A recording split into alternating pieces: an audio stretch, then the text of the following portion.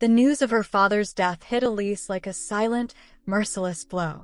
She could still hear the cold, echoing ring of the phone, carrying the tragedy straight to her door. She had sat in her high-backed leather chair in her Aspen home office, paralyzed, staring at the overwhelming pile of papers and legal documents spread across her mahogany desk. Outside, snow blurred the view, dusting the evergreens and casting a pale gray light into the room. Even with years of training in numbers, balance sheets, and contracts, Elise felt disoriented, unable to grasp that she had suddenly inherited the empire her father had built, a fortress of wealth and influence that had always, even in his absence, seemed untouchable. Aaron, her husband, entered quietly, carrying a steaming cup of chamomile tea. He moved with a careful attentiveness, almost tenderness, but there was something in his eyes that made Elise's chest tighten, a glint of calculation she couldn't place. "Elise, I know this is overwhelming," he said, approaching her and letting his hand rest lightly on her shoulder. "We'll get through this together. I'm here for whatever you need." Elise forced a weak smile, but grief weighed too heavily for it to reach her eyes. Her mind spun with memories of her father, his steady presence in her life, and the crushing responsibility now thrust upon her. "It's strange," she murmured, barely audible, more to herself than to Aaron. "I always knew this day would come, but I never felt ready."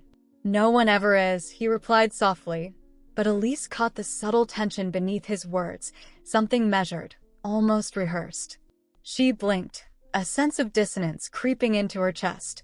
The following days blurred into one another, consumed by grief and an onslaught of decisions that Aaron insisted they make together. "You need to focus on the company now," he urged one afternoon, urgency threading his tone. "This is your father's legacy. We can't let it crumble."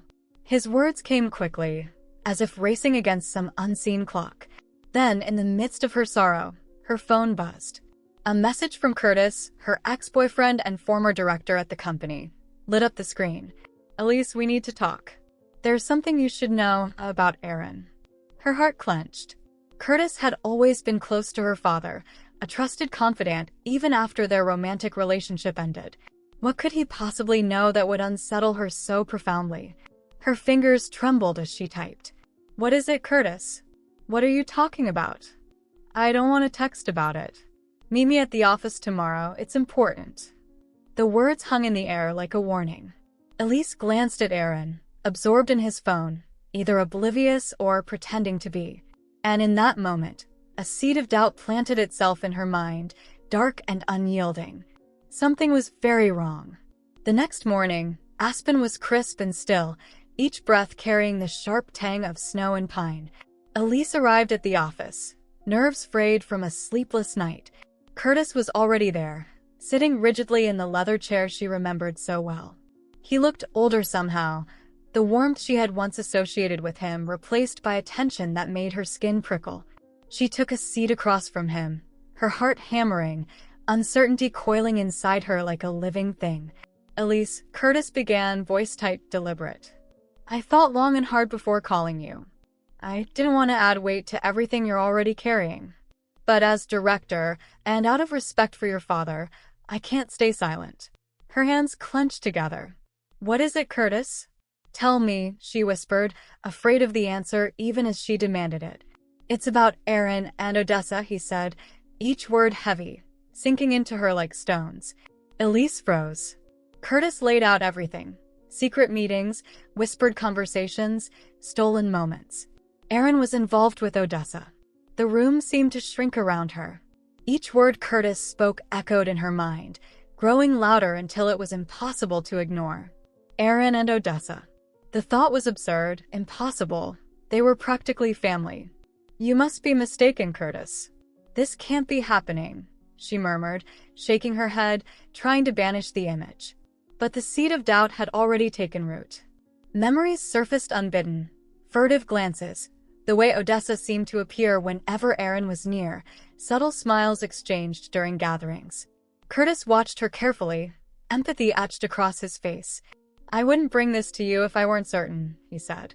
"I've seen them together multiple times, always at odd hours. Elise, I know it's hard, but you need to see the truth before it's too late." She rose, pressing her palms against the edge of the desk to steady herself. How had she been so blind? How had she failed to see the signs? The home she had once considered a sanctuary now felt like a cage. Betrayal was everywhere. That night, back in her house, Elise began to watch Aaron with a sharp, calculating eye.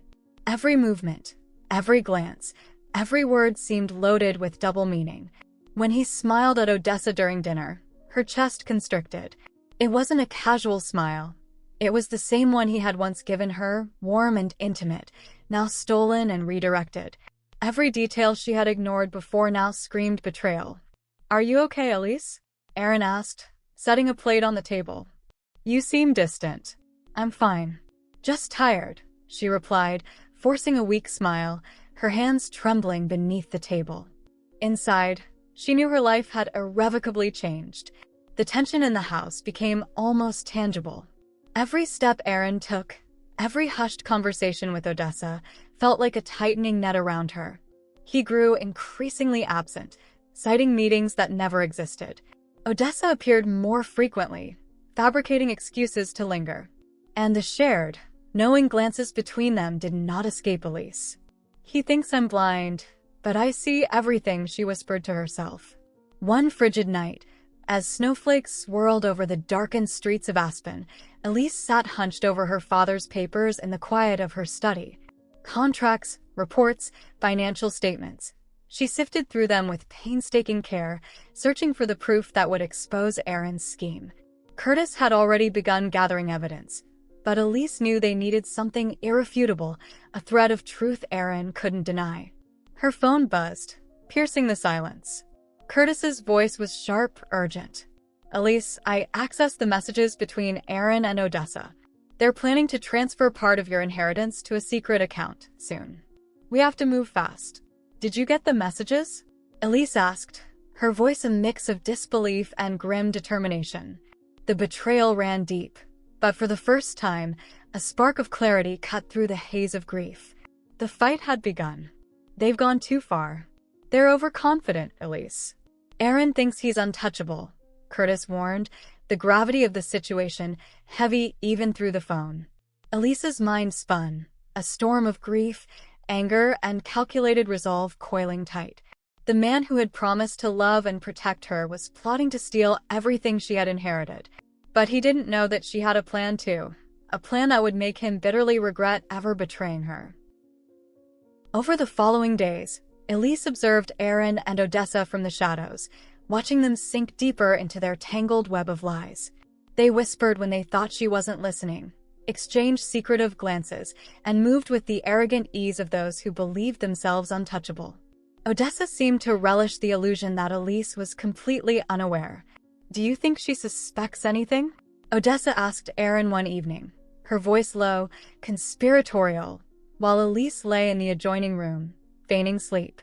"Not for a second." "She trusts me blindly," Aaron said, his laugh cold and humorless. "Soon, all of this will be ours."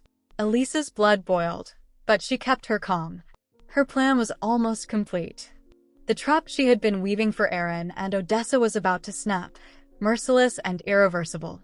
With Curtis's help, she meticulously compiled every piece of evidence.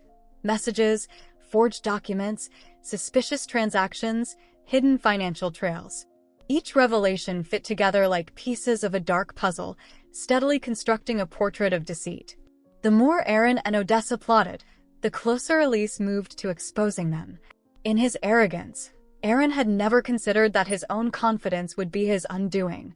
One afternoon, Aaron suggested casually, "Maybe we should take a trip, just the two of us. You need to relax, forget all these problems for a while." His smile was warm, his tone practiced, a perfect illusion of devoted husbandry. Elise returned the smile, her eyes carrying a sharper truth. "Yes, dear. That sounds perfect. Who knows? Maybe a long trip with no return," she said, each word dripping with subtle irony. Aaron smiled, oblivious, unaware that the very person he had underestimated would decide his fate. Sunday arrived, and the house buzzed with its usual energy. Family members laughed, dishes clattered, and the aroma of roasted chicken and fresh-baked bread filled the kitchen. Yet beneath the chatter, Elise sensed a tension only she could feel. Calm, composed, she watched from a distance, knowing that today would be remembered forever. She called everyone into the dining room, framing it as a discussion about her father's estate. Aaron and Odessa entered with carefree smiles, convinced they were still in control. The moment to reveal the truth had come. Elise rose with measured grace, her voice steady and commanding. "Aaron, Odessa, I need to speak with you. In front of everyone," she said. Murmurs rippled through the room as laughter faded into stunned anticipation. Aaron approached, confidence painted across his face. "Sure, love. What is it?" "Something about the company," he asked, glancing at Odessa, who returned a smug smile. "It's about something far more personal," Elise began, her voice soft but electric, charged with invisible force. "Something that's been keeping me awake for a long time."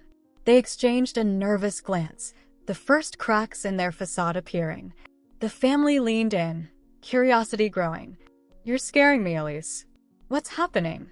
Aaron asked, trying to mask the creeping anxiety. He glanced at Odessa, who shifted uneasily.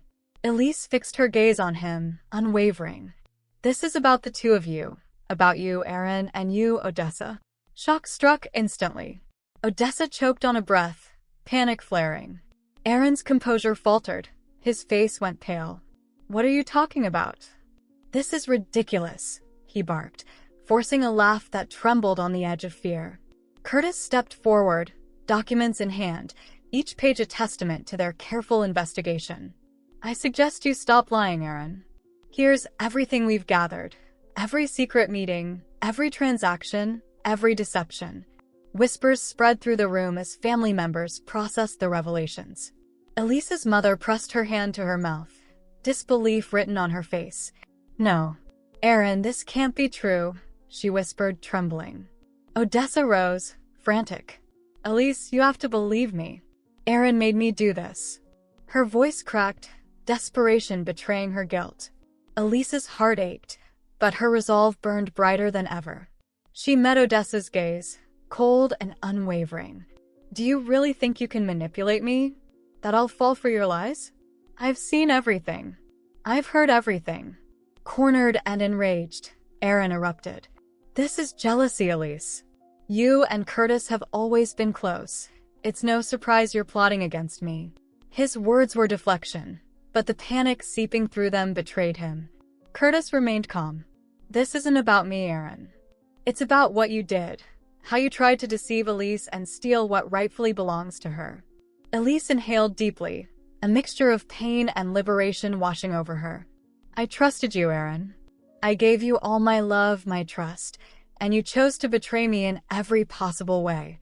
But now it's you who will pay for everything." In that charged moment, under the stunned gaze of everyone present, Aaron and Odessa realized the power they believed they held had vanished. Shame replaced arrogance, and the weight of consequences settled on them like a heavy stone. The house seemed to breathe for the first time in months, the oppressive tension that had hung over every room lifting as if the walls themselves had exhaled. Elise sank into the living room sofa, a soft blanket wrapped around her shoulders, and stared out at the snow-dusted streets of Aspen. The world outside was quiet, glimmering under the glow of streetlights, unaware of the storm that had raged within these walls. But inside her, everything had shifted. For the first time since the betrayal, she felt a fragile sense of triumph mingling with the deep, quiet ache of survival. She drew in a slow breath, letting it fill her lungs, and for a moment, she allowed herself to simply be. The sharp bite of winter on her cheeks through the window seemed softened, almost gentle, and the faint flicker of the fireplace cast a comforting warmth across the room. She closed her eyes briefly, savoring it. The peace, the stillness, the feeling of having reclaimed her life. Curtis entered quietly, carrying a steaming cup of coffee whose rich, earthy aroma blended with the scent of the fire. He paused for a heartbeat, watching her, her dark hair falling in soft waves around her face, the blanket cocooning her, her posture relaxed yet reflective. Then, with deliberate care, he lowered himself onto the sofa beside her. "How are you?" he asked, his voice soft, layered with a concern that went beyond words. It wasn't just a casual inquiry, It was recognition of all she had endured, acknowledgement of the wounds she bore, and the courage it had taken to keep standing. Elise wrapped her hands around the cup, letting the warmth seep into her chilled fingers, grounding her. She offered a small, tentative smile. "It feels strange," she admitted softly. "Like the ground beneath me shifted, and I'm still learning how to find my balance." Curtis nodded, eyes steady and reassuring. "You've been through so much, Elise. But your father always believed in your strength, and you've proven him right. Time and again." She exhaled, a small laugh escaping her lips, fragile yet genuine.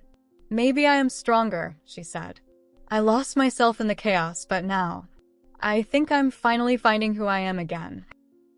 The news of Aaron and Odessa's arrest had rippled through the family, leaving a trail of shock, disbelief, and reluctant acceptance. Over the following days, the people who had drifted from her returned cautiously, offering small gestures of care, a call, a visit, a quiet conversation. Her mother became a steadfast presence, appearing at Elise's home more frequently. She arrived with warm meals, soft-spoken encouragement, and a comforting touch that reminded Elise she was not alone. "I'm so proud of you, sweetie," her mother said one afternoon, settling beside her on the cream-colored sofa. Her hand rested over Elise's, steady and warm. "I know your father would be proud too. You faced everything head-on and never lost faith."